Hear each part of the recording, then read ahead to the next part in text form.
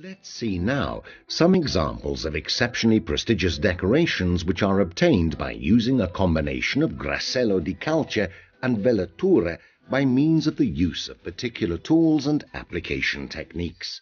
In order to achieve the effetto intarsio, apply Grassello Di Calce with a stainless steel trowel. Ready to use Grassello Di Calce. Spread a regular layer of the product. When the product is still wet, you can achieve the inlay effect by using a special decorative roller and vertical and horizontal movements.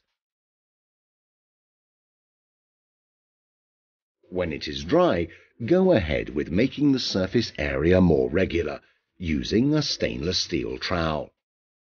Apply Velature, which has been well diluted, with a slightly damp sponge, spreading it over the surface area in order to even up the color applied, avoiding any accumulation of material.